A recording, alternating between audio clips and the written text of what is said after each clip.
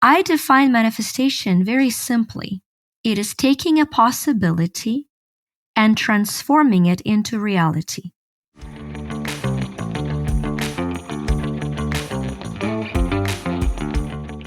This is a unique, different episode today. It is a special mention to Monday's episode 288 about how to manifest miracles with Victoria Rader.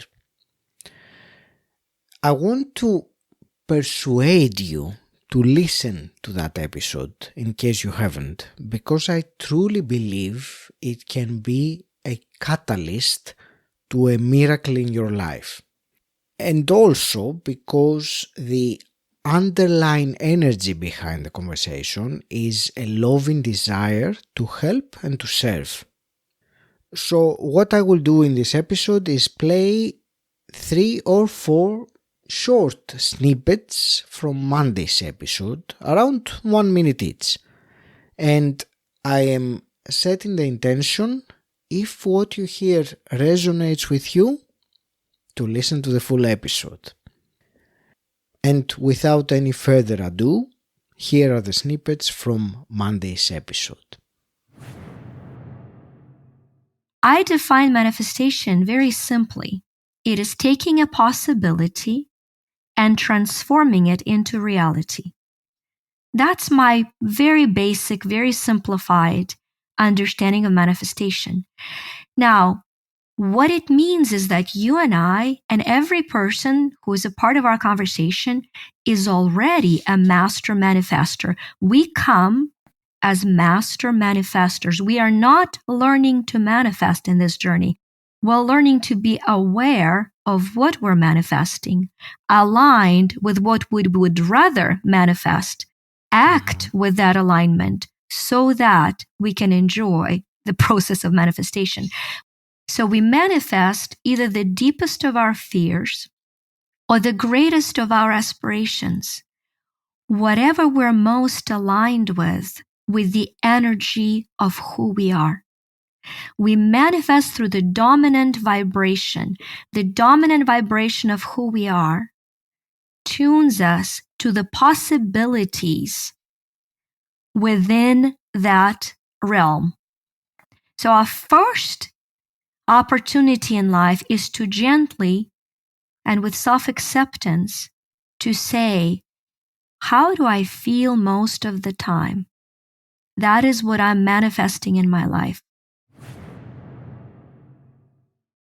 Yeah. And I had a luxury to have Bob Proctor as my personal coach, and so the concept of 6 mental faculties I've learned from Bob and then developed into a system.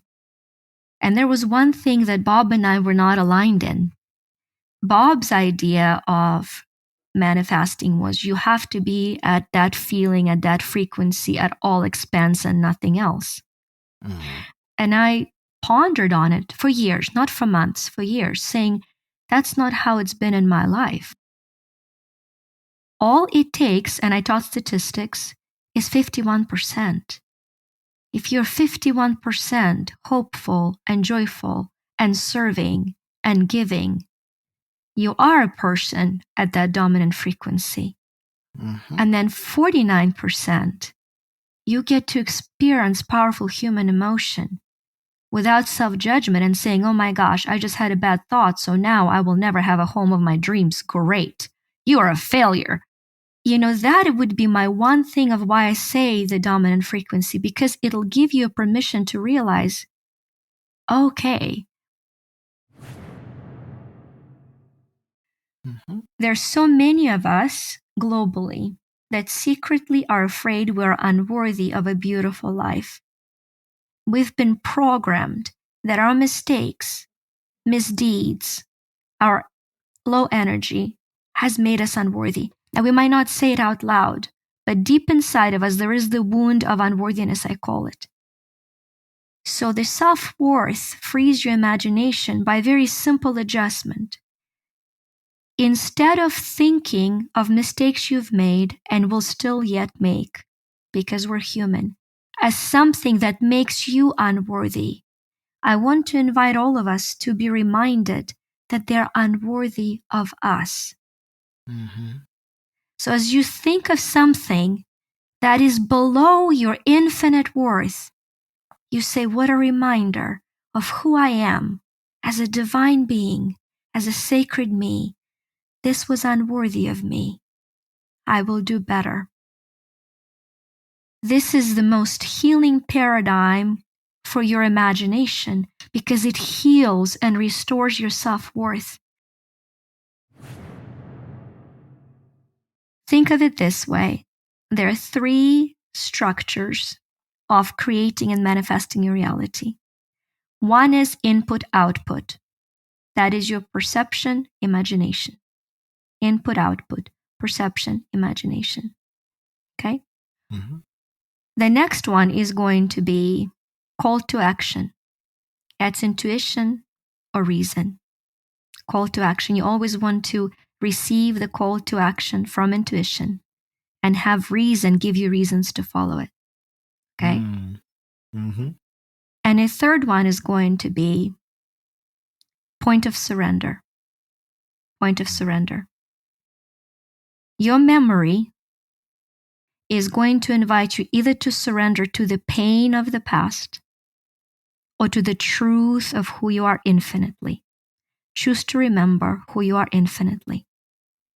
Surrender to the infinite self. As you do, follow from the place of that sacred infinite self.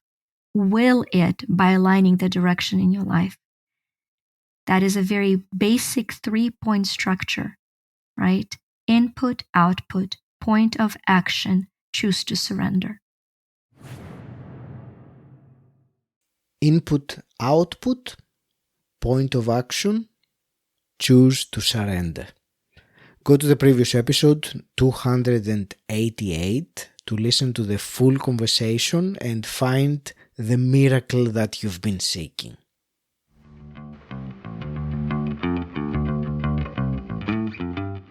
Until next time, stand out, don't fit in.